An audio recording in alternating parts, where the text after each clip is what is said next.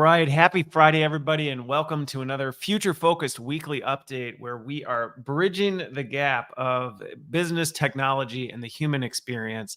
And yeah, thanks to everybody who listens to this. Hopefully you find it helpful. If this is your first time, again, please send along feedback. Always appreciate hearing from folks.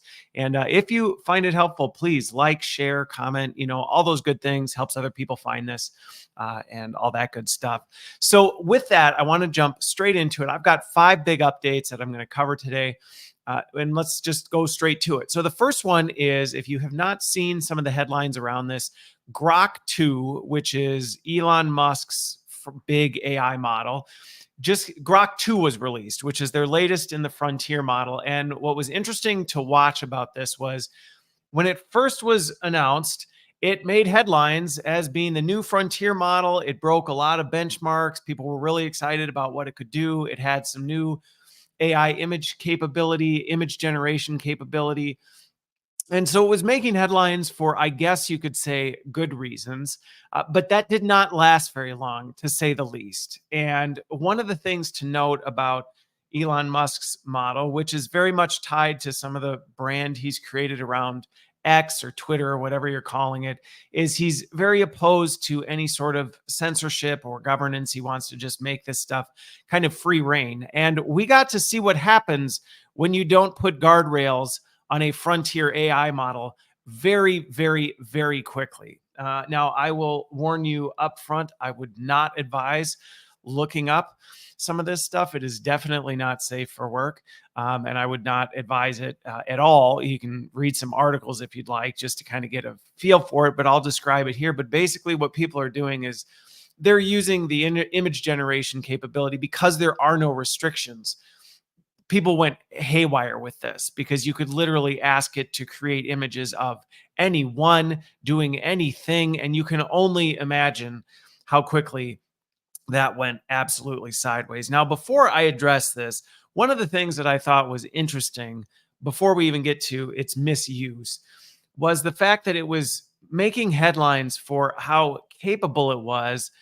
Yet I was actually a little disappointed even seeing some of the stuff it came out with. It very much felt like, okay, you're trying to play catch up with the big players and you're late to the party.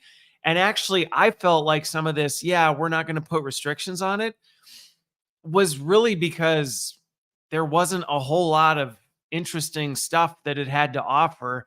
So it was kind of more of a shock and awe. Yeah, well, not only is ours now competing, look at what we can do now. We don't have rules for our model, which I just don't like when things turn into that, where it's like, I don't have anything interesting to contribute. So now I'm just going to shock and awe people with, showing how much I don't have to follow the rules. Now, granted, can't speak to Elon's motives or intent or what he was trying to accomplish with that. So I don't want to say that's necessarily what was going on, but it very much felt like, okay, you're, a lagger in what you have to offer. And so you're going to try and impress everybody by not having rules on your model, which it's not that the other models are perfect, but this one, that was kind of one of its headlines was, hey, we don't have all those pesky rules that the other models do.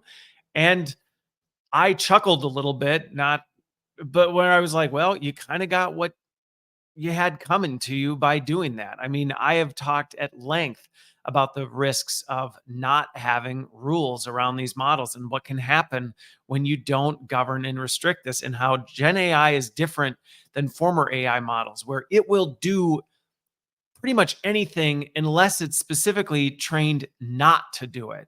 So it's not like previous models where you have to say, okay, we got to tell you what to do. It'll literally do whatever unless you rein it in. And so coming to market with a model with none, or maybe very, very limited restrictions, because I did read some additional stuff saying like, no, they did claim that you couldn't make, deep fakes of specific people. But honestly, people were making images of Elon. They were making images of presidential candidates. They were making images of Disney characters and cartoon. I mean, it was just absolute chaos, absolute chaos. Now, I haven't stayed close enough. This just happened this week, so I'm not sure if they've tried to rein it in. One of the things that I did think was interesting was how very quickly people who oppose Musk were using it to create a bunch of deepfake images of Elon Musk doing things. And one of the things that was interesting to watch was very quickly Elon Musk started to not look like Elon Musk in these deep fakes. So I think there was some effort going on to try and mitigate some of the risk, but it wasn't happening across the board. And one of the things that caught some headlines, you may have seen this, especially if you're in the US and it's political season. Trump is taking some major heat for basically creating some deep fakes of Taylor Swift endorsing his candidacy, which Swifties have taken, to the to the streets, kind of opposing this. And anyway, but a lot of this was all based on Grok 2. And what happens when you create one of these large language models and you say, yeah, you know what, we are just going to let people govern themselves. And what we saw, so so let me say it this way. There were two things that really stood out to me on this that I think we should really take into consideration. And no matter where you sit, I think you should be kind of reevaluating this. First of all, one, there's the technology side. And I understand where people are coming from when they say, I don't like the idea of these models being, governed, having censorship around them. And I understand there are legitimate risks that censorship and governance around these models has the risk to be biased. It absolutely does. And so I genuinely understand where people are coming from when they're skeptical of some of these models being governed and how are they being governed and what restrictions are being in place and what measures are going into ensuring that the governance that's being applied to them isn't unfairly biased towards a certain group of people or towards a certain, political affiliation or race or whatever. And I think those are legitimate concerns to have. However, I think Grok 2 and its decision to go, we're going the opposite way and saying, we're just going to let people govern. We got to see real quick how sideways that goes. And so I hope if you're somebody who thinks that we should not have governance and we should just trust people to do what they want to do with it and govern, self-regulate with these models, I hope that what we've seen happen with Grok 2 in honestly I mean, it took minutes from its release before people were already going, whoa, this is going to cause lawsuits. This is going to cause mass misinformation. This is going to cause, I mean, it was absolute chaos in a matter of minutes. And so I hope if you're someone who is rightfully skeptical of governance and are so far skeptical that you believe that we shouldn't have any, I actually hope Grok 2 helps illustrate why we do need to have governance around these models. There needs to be restrictions in place, and we can argue and we can debate where those lines should be drawn. But where we shouldn't draw the line is just don't do anything with it. Now, granted, this is just image stuff like this, but I mean, there's risks of if we don't govern this stuff, people could use AI to, help them manufacture biological weapons and I mean, create massive hacks. And so there's tons of stuff in addition to just, so if you're somebody who's writing it off going, oh, what's some harmless images being created? Well, first of all, one, they actually can cause tremendous harm. And so there's that. Like I would say there's significant risk, even just with this image generation. But as you start thinking about even bigger implications, it gets exponentially worse when we don't have governance. So my hope is to people who are skeptical that you at least can see what happened with Grok 2 and go, oh, okay, fair enough. We should have some sort of governance around this. Now let's debate where that governance lies and what kind of accountability we have in place and who's involved in making those decisions. Absolutely. I am absolutely an advocate for that and am doing a fair amount of work to try and encourage and be involved in that kind of stuff because I do think we need diverse minds together talking about where we draw those lines. But what I don't think we need is people going, we don't need those lines, because this week we saw how serious this stuff can go sideways. Now, I think on the individual level, I think this was very much an insight into the human condition, which is we don't operate well when we don't have boundaries. And I know there's often this, and I'm one of them. Okay. I hate feeling like I'm being confined by rules. I hate it. But I've actually leaned into that and recognized more and more that boundaries and guardrails are actually a really healthy thing. And actually, I've been looking into some research about this, and actually, people perform better when there are reasonable guardrails around them. Now, I think some of the overreaction to that is we've all been in that draconian kind of micromanaging environment where it's not healthy. And I agree that that's not what we should get to. But I think this, again, on an individual level, if you're someone who firmly believes that, like, I don't need rules, I don't need boundaries, I should just be allowed to do whatever I want, I would challenge you to think differently about it, because we're seeing what happens when people are allowed to do whatever you want. And it doesn't take long. And if you think, oh, I'd be the exception, well, first of all, I would argue, no, you won't. And secondly, I would say, yeah, well, even if hypothetically you were the exception, we clearly have enough data to show that there are plenty of people who would not make that exception clause and are going to do tremendous harm without guardrails. And so if we can sacrifice a little bit of latitude of what we're allowed to do for the sake of protecting the masses from some of the chaos that we're seeing when we turn off boundaries and guardrails on this, I think it's well worth it. So again, you can disagree with me. I am more than happy to have an open discussion about that. But this to me was just a frontline example of what happens when we let these extremely, extremely powerful technological tools off their leash. I mean, and it's not the model itself, it's what people do with the model. And I think that's another kind of highlight from this, is that Grok 2 itself is not doing anything. It's just doing what people want. And so when I see people pointing the finger and yelling at Grok 2, I would say, well, actually, even some of the things you're upset about, be angry at the people behind it who are making decisions to say, nah, we're not going to govern it because we don't believe in rules. Well, hang on. That's obviously not going to go very well. So no shortage of chaos around Grok 2's release this week. And yeah, I think it'll be a lesson learned for, hopefully it influences the way a lot of these other frontier models start thinking. And, maybe when they're tempted to kind of push the boundaries of maybe we loosen our restrictions a little bit, I hope that this makes them think twice about that. So that was a big one, a lot going on with that. So then another one kind of in the AI gone wrong. If you're not familiar with undressing apps, they're a suite of applications that are just exploding in popularity right now.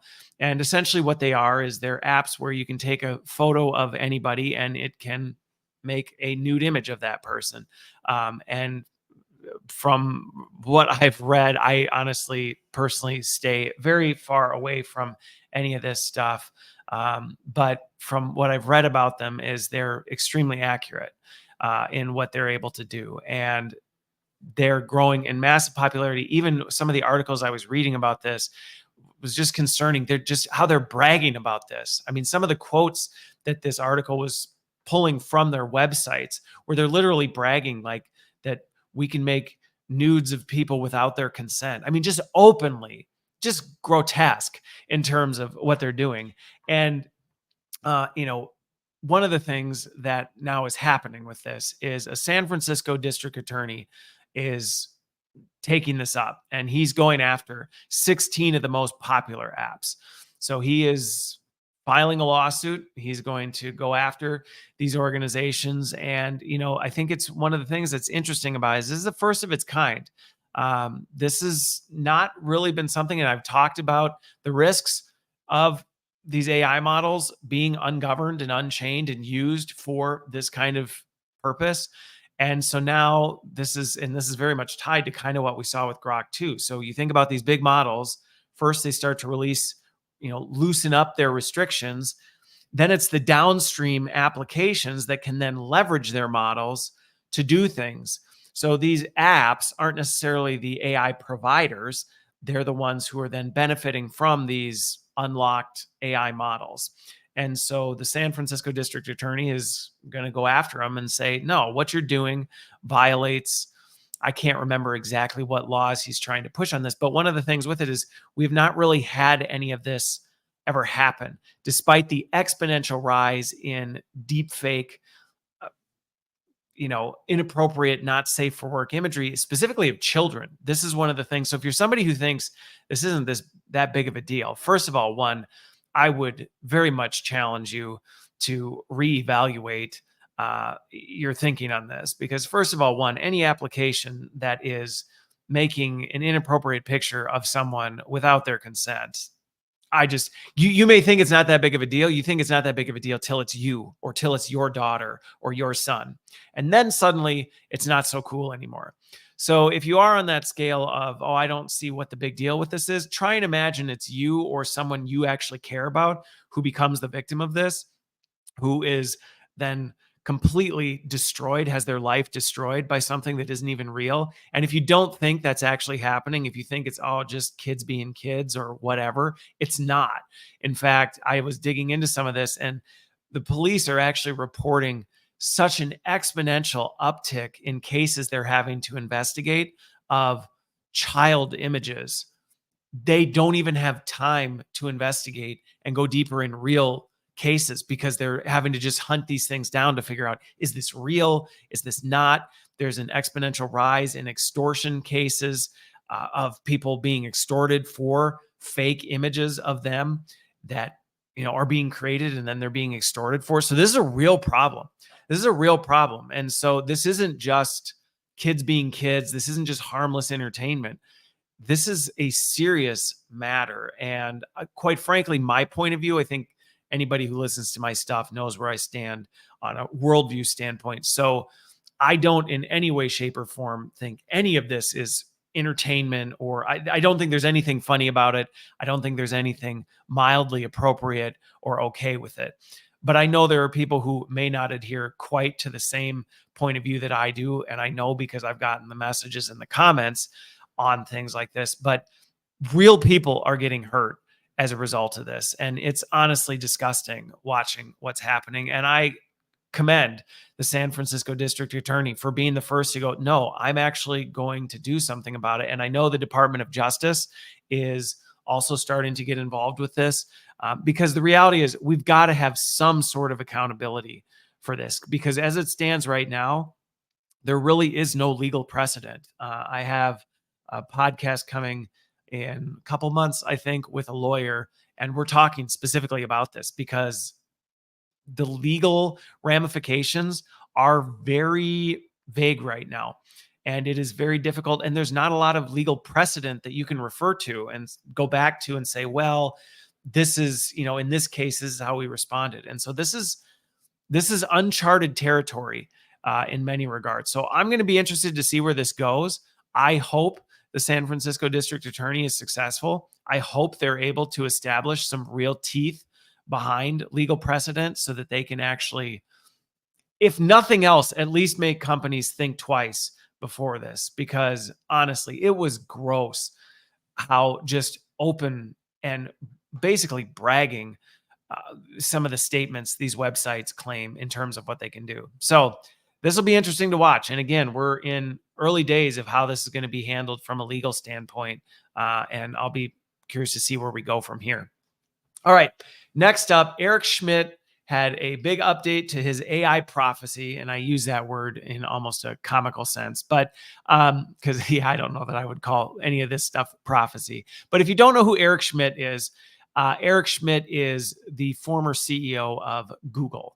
And so, as you can imagine, the man has been around technology and AI for quite a great deal of time. He's been involved with a ton of stuff. And he had the opportunity, he was invited to speak at a Stanford econ class. And he was talking about really how he's having to update his predictions. I'll say predictions versus prophecy. His predictions on where AI is going, how he's evolving his thinking about it, and one of the shifts. And so I'll share with you kind of his big shift, my reaction to his big shift, and then I actually agree with his prediction on this. So before, about 6 months ago, he commits to updating his, positions about every 6 months. If you followed me for long, you know that I tend to update mine about every week or so because of how significant things are changing. And so for me, I'm like, "Oh, I don't even know that I'd go 6 months," but he's committed to at least every 6 months, he's updating it. And he's made a pretty sizable shift in his position. So one of the things he said about 6 months ago was he was seeing he was predicting a much greater democratization of these AI models. And what I mean by that was you have these frontier models, which I guess I've used that term before, and not everybody may know what I'm talking about. So frontier models are these big flagship models that you're hitting. Grok 2, Gemini, 4.0, ChatGPT 4.0, their Omni version, Anthropic's Cloud 3.5. These are the big flagship frontier models. And what his prediction was 6 months ago was the gap between these big flagship models and these smaller players in the game was closing, and that we were going to quickly get to a point where it didn't really matter which model you were using, because ultimately they were going to be really no different. And so one of the things that's interesting about that is that he's now updated that, and he said, no, I actually don't think that's the case anymore. I actually think these frontier flagship models we're just going to see the divide grow bigger, but not for the reason you would expect. And so this is where I've got mixed feelings on this. Let me finish my thoughts on what his reasoning is, and then I'll share kind of my reaction to this. So the reason he has changed his position and said, no, I actually think these frontier models is just going to be a greater divide. You're going to see the frontier models way out here, and you're going to see these other ones just continuing to fall further behind. And his reason for it is the context windows. So I'll also explain what a context window is. So a context window is the short-term memory of these AI models.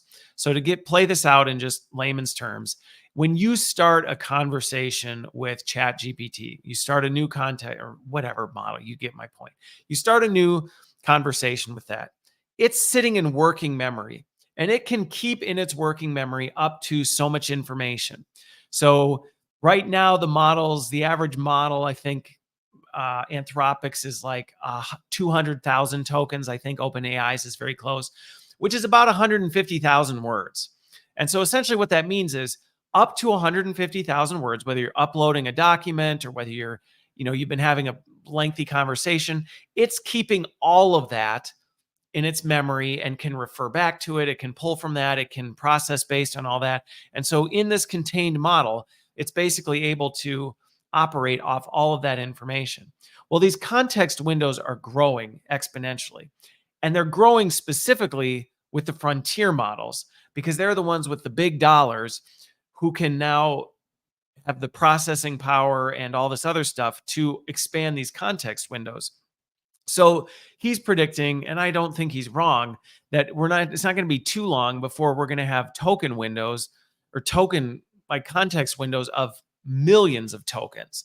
So if right now it's 150,000 words on a 200K token, you talk millions, you're talking hundreds of thousands, millions of words that it can store in a single conversation and then can process and work and basically actively work off of, which allows you to really fine tune these super massive, powerful things. And so his point in this is those context windows are going to be a massive differentiator, and the small models can't compete because the reality is growing these context windows requires a lot of money, requires a lot of processing power, and requires a lot of just energy. And the little models are not going to have the resources to compete with that. And so then these big models are going to have that, which means they're going to be exponentially powerful. I mean, just massively, much more powerful for this. So much so that his position on this is the financial and energy costs associated with these massive context windows and these massive frontier models could dramatically disrupt our geopolitical landscape. Because going back to, hey, who has the money and the power to control these? I mean, a lot's up for grabs when you start to think about that. Now, if you're trying to think, why is that such a big deal? I would say to the average person, and so here's where my position becomes a little more nuanced. To the average person listening to this, or the average person who uses generative AI for, everyday purposes, or even pretty heavily, maybe you're a super user like I am, who uses it all the time, but you're using it for your individual type tasks, type of a thing. You're actually not going to notice a difference. I don't think. I really don't think you're going to notice much of a difference at all. And I would say the models are democratizing for those situations. If you were to run a 4.0 mini or, Apple's AI model on their on-device model, for the average person, what it's capable of doing and the small context windows it has that doesn't require a ton of processing power, a ton of horsepower, you actually would probably be fine. It would actually be very easy. You actually probably would not notice the difference between that. In fact, I've just even anecdotally kind of polled people and asked them to use different models and come back to me with, did you see a noticeable difference? And honestly, sometimes they actually, a lot of the times they don't. In fact, when I've masked which model I'm even using, they can't even tell the difference. So that's where I say to the everyday user, I would disagree with this prediction. For the everyday user, I actually think you are not going to really care which model you're using. You're just going to be able to use whatever model and be just fine for your things. I think what he's getting at, and this is where I would agree, is for the big corporations, the big powers, the geopolitical powers who are trying to use this for stuff, the AI research companies who are trying to use this, the big financial institutions that are trying to use this for shaping the economic landscape of things. I mean, on that scale, then yes, you better believe your socks that it's going to make a massive difference. And these smaller models are not going to hold a candle to it. And that's why you see so many of the big players, they're not interested in going and investing in or exploring some of these smaller models. So I think that's where even Eric and his position, it's like, well, of course, for him, the circles he's running in, the people he's involved with, they are really only going to care about these big frontier models because for them, the kinds of things they're going to need these models to do, the kind of processing power they're going to need, the impact these massive context windows are going to make for them is significant because they want to be able to take a 4.0, load all of the research that has been done in the last 10 years into a single GPT context window, and then have it work off of that in its working memory and be able to pull from that at any moment. Like, yeah, okay, maybe some big academic institutions, this is going to make some big differences. But again, this is where I think there's a big difference. And so when people think about this, I think the average person is not going to see a difference in these models. And whether you choose Anthropic or Gemini or OpenAI or some no-name model, I think for what you're doing, it's not really going to matter. But I think what he's getting at, and I think this is one of the underlying things that we have to watch. And for those of you who are very interested in some of the bigger macro trends happening in the world, happening in the economy, happening in the political sphere, you should be paying attention to this because that token window, I agree, is massive. And as those token windows expand, it is going to be significant in terms of what it can change. And one of the things he did talk about, and I've got some nuance to my position on this. One of his things is his updated thing is he believes the next 2 years we're going to see more disruption and more transformation than we saw in the previous 2. I agree. I think it's going to be different. I think for the masses, similar to kind of his prediction on the difference in the models. I think for the masses, most people are going to be in the adoption phase. I think we're going to see a lot of people moving into adoption, really starting to integrate this more into their life. And so I think in some ways, to the average person, it's going to seem calmer because before it's the first thing they've ever experienced this stuff. So to the average end user, I actually think it's going to seem calmer as more of these apps just become more intuitive. They start to figure out how to use them in a way that's not as obnoxious and maybe more productive. But I think at the same time, if you are just an average end user, don't think that you're not going to feel significant disruption, because if this kind of massive disruption is happening on a macro level, you're going to feel it on the micro level. The problem is you might just not understand where it's coming from. And I think that's the uncertainty that everybody should prepare for over the next few years. Is there are going to be some macro changes happening that are the result of these big technological advancements that, first of all, one, you're probably not going to see in the news, you're probably not going to hear about, or you're not going to catch. And I'm going to do my best to try and bring those to light. So at least you're like, oh, okay, that's what's going on here. I think that's what's going to happen, but you're going to feel a lot of this underneath. You're going to feel the earth rumbling underneath you. And so I do think he's correct. I do think he's correct in that. Now, again, we'll see. Maybe next week I'll have a different opinion, but that's where I stand today. All right. Speaking of disruption, we got another big headline around massive corporate layoffs related to AI, and I'll unpack this one a little bit here. But Cisco is the latest one in the news for its recent announcement of 5,500 employees being laid off, and the company is openly saying it is so that we can free up dollars to invest in AI. So they are being very clear that their reasoning for this is to free up dollars to invest in AI. I think where they're really taking some heat on this, not only because that position is controversial in and of itself, but they're taking some major heat for this because they just posted, well, not just, but they posted for last year profits of $10.3 billion. So Cisco's not exactly struggling, not exactly trying to figure out how to make ends meet. And so for them to be just wiping out a sizable portion of their workforce to free up dollars for investment in AI is a little offensive, I think, to a lot of people. And this is especially what's interesting about it is I actually think there's more to this whole it's easy to blame AI than actually take responsibility for why you're making the decisions that you're making. Because earlier this year, this isn't their first massive layoff, by the way. Earlier this year, they laid off 4,000 people. So this is 5,500, 4,000. So in less than 12 months, almost 10,000 people. Now, the last round, they just said it was for alignment purposes. It was very vague corporate jargon baloney, of like, oh, for corporate realignment, reinvestment, recategorization, synergy, all the corporate jargon that gets thrown into these massive things. This time, they're just saying, no, it's due to investment in AI, which I honestly think has a lot more to do with the fact that's the popular trend right now. And if you don't watch organizational politics and kind of organizational trends, this happens all the time. When layoffs start happening for a reason, it starts a snowball trend where companies just start following suit. Nobody wants to be the first, but once somebody does it, and once a few people start doing it, pretty soon everybody starts going, yeah, we're laying off people to invest in AI.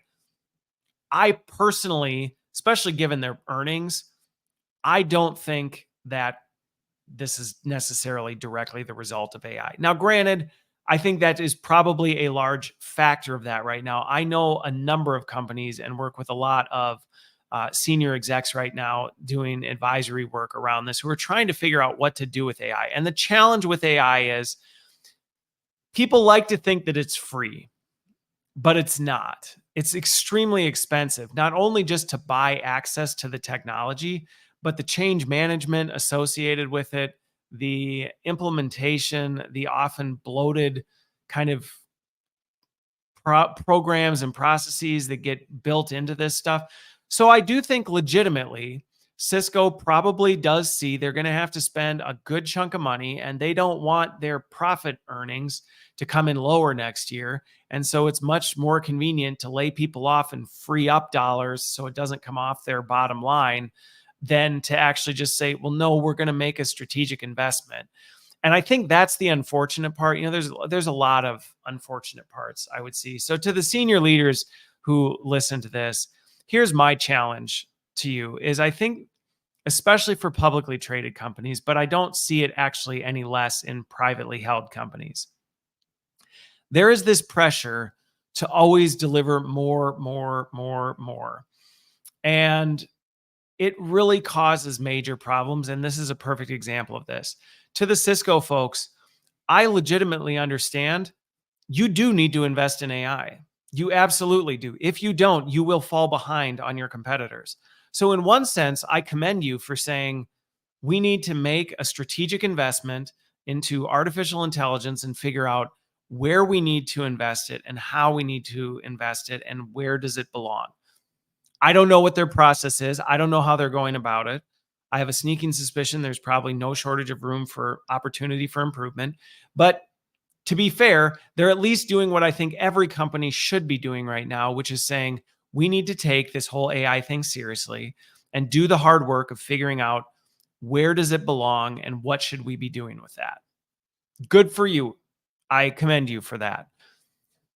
Where I would challenge any leader is to say, you know what?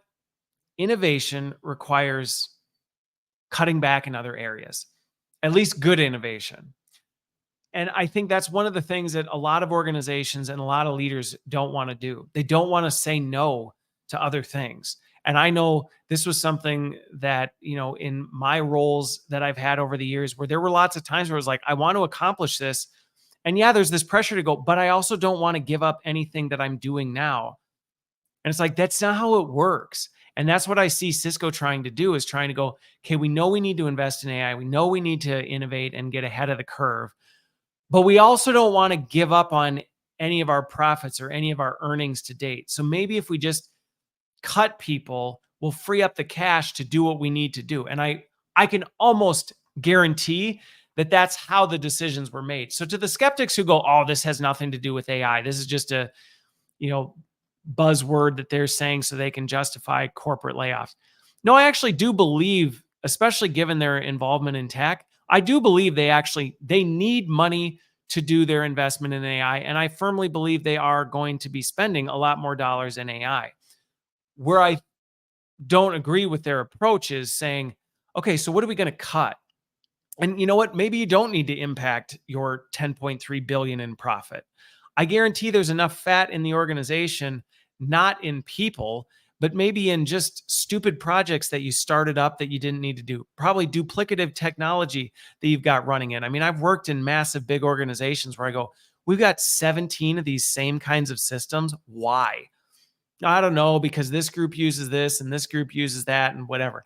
I guarantee you could have freed up those dollars in more strategic ways. Unfortunately, a lot of times laying people off just seems like the quick, easy route. And it also, I don't think I've released it yet. I've got somebody coming on the show and we're talking about, he does stocks and he's got an AI model for predicting stocks. Very interesting, by the way. You'll want to check that one out.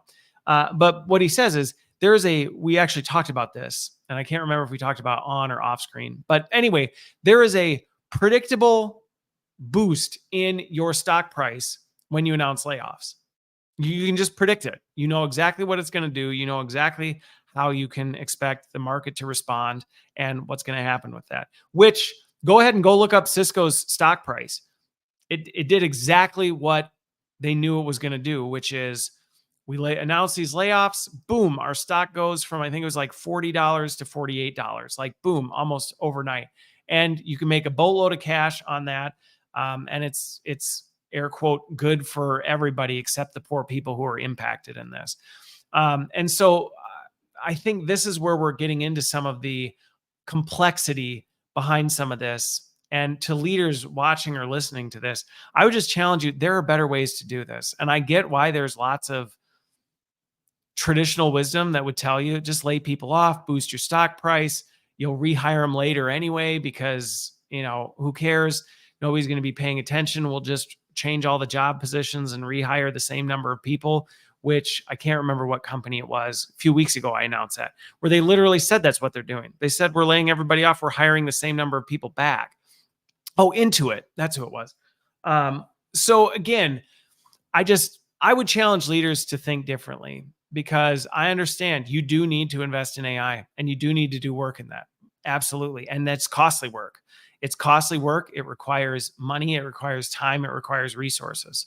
But I think there's better ways to go about it than just wiping out your workforce, because the damage you're doing to your organization it's going to live long beyond this layoff. So it'll be interesting to see what happens. I've got some friends over at Cisco that I'll be talking to over the next couple of weeks here. I'm curious to see their take from the inside and how the company's responding to this. But it's a trend right now, and I will tell you right now, to everybody out there who is struggling with, feeling insecure about your job, I understand where that insecurity is coming from. I mean, I'm on the receiving end of that, but I know there's a lot of people who might still be there, but still really aren't sure. And it's stories like these that make people unsettled, because they see these record profits and yet companies are cutting left and right. Yeah, I guess I would just say my comfort doesn't come from anything other than my hope in something much bigger than the job or the economic market.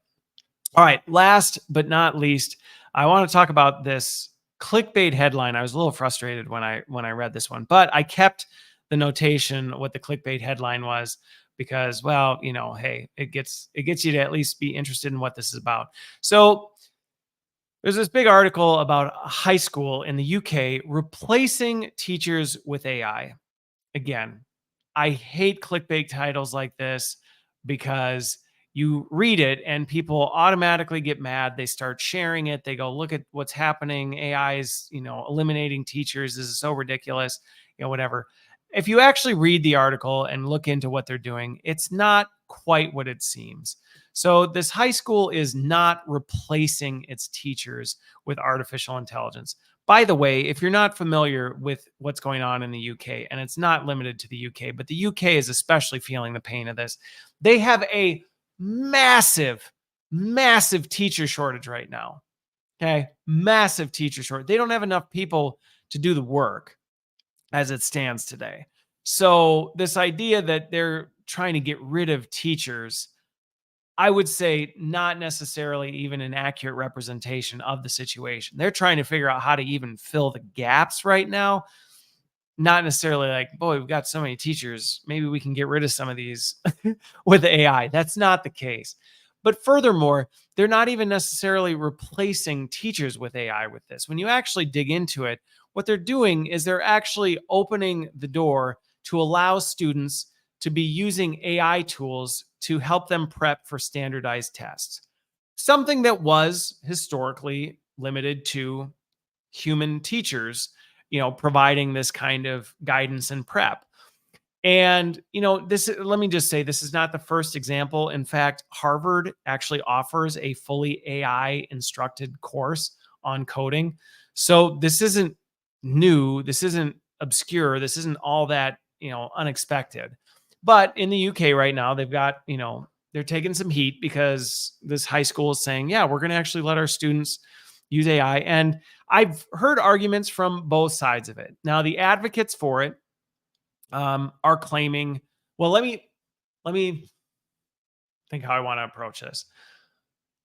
All right, let me do the advocates first. All right, so the advocates are saying, hey, no, this is actually really good because we have this teacher shortage and we want teachers, the limited teachers we have, spending their energy on more higher order activity, yada, yada, yada. This is a very similar kind of line of thinking to what we see in corporations. And so we're going to use these AI apps, and it's going to allow these teachers to be able to focus on this other stuff while just kind of this, tutoring type stuff can be left to the AI apps. It's going to be great for everyone. That's the one side. The opponents of it say, well, there's no evidence for AI. It's going to deliver worse outcomes.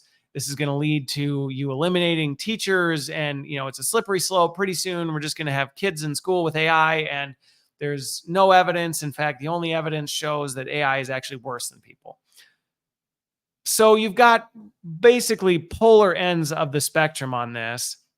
And to be fair, I think there's truth on both sides of this. Now, one of the things that if you followed me for any length of time, I'm actually a big advocate of AI's adaptive learning capabilities.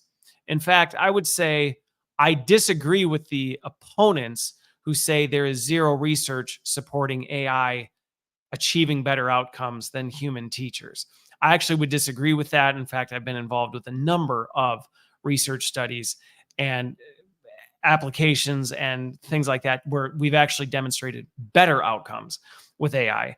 Now, where I agree with their point is, does that mean that there is no need for a human teacher? No, that I agree with. And so this is where I do agree with some of the advocates who are saying, look, we're dealing with a shortage of teachers. So you can stand on the sidelines and say, we should only have human teachers. We ain't got no human teachers to work with. So are you going to come be a teacher? Oh, no, you're not. Okay, well then maybe quit barking at us. So I get they're saying, first of all, one, we don't have these teachers. Second of all, idealistically, we'd like the teachers to be working on the higher order, more important activities, not, sitting going. And also just think, many of you have not been teachers probably, but that's actually where I got my start. And I can tell you right now, in these classrooms, you do not have time to sit and work one-on-one with every single student. And I can tell you, having, a bunch of kids, that it's very difficult to personalize tutoring and learning to an individual. And AI can actually do this. In an idealistic world, would it be great if every single student had their own personal tutor? I mean, I guess, of course, but quite frankly, I actually don't think that's the best use of human resources. So I think we're in a very complicated situation. Here's my concern. And I think this is something to anybody who's considering this kind of thing, whether it's with academics, with students, or in organizations. My concern in trying to dig into this a little more is, I don't know, I have not seen, I'll put it this way, I have not seen any evidence that anyone has actually done the hard work to understand what actually does a teacher do and what is the student experience, and actually deconstruct that down to its molecular level and understand, okay, if this is what the student experience looks like, where are the teacher touch points? What are the activities that are happening in there? I've not seen it surgically deconstructed to that level to trust that how they're looking at allowing AI apps to help students is being done strategically and done well. I have a sneaking suspicion that, like many AI initiatives, we kind of have a general idea of what's going on. So we think these AI apps can, in general, do this stuff. So we're just going to slap these together and hope that it works. And we're not necessarily going to provide the runway to help prepare the teachers to understand what their new role is in this AI augmented world. We're not going to give the teachers the skills to work alongside this AI assisted student experience journey. We're not going, right? I have not found anything that has shown that level of detail put into this. And so what I predict, and why I don't think this is going to go well, is what we are going to see is people who don't understand it, not taking the time to try and deeply understand it, slapping what seems like an easy solution on top to solve what is a true problem, which is a teacher shortage. And in a desperate attempt to try and find easy fixes, actually create a much bigger mess. And so I think that's one of the risks. And I think one of the biggest risks that is legitimate is, I do think if they actually start implementing some of these AI apps, I do think they're going to see an improvement in student outcomes. I actually really do, because AI is very good at personalized learning. And I do think, especially for something as prepping for a standardized test, that is a very repeatable, unique, like that's something that you can predict. You know exactly what you're teaching to, you know what the desired outcomes are, you know what the steps are to get there. And so you can predict that, and you can easily see somebody's path and go, nope, here's where they need more support. Here's where they need to do. There's not a lot of unpredictability when it comes to standardized tests. And so AI is going to crush it in that realm. And what I'm actually concerned about is it's going to crush it in that realm. And then people are going to go, it worked really well for this. Why don't we just have AI teachers as a whole? And that's where I would say, you don't understand the student experience or the teacher experience well enough to do that.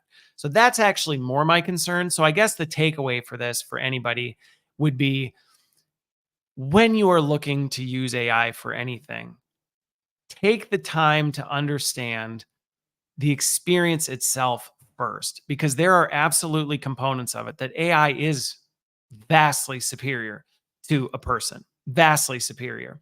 But until you actually do the work to understand the whole experience and understand the complexity of it, you will never know where those spots lie.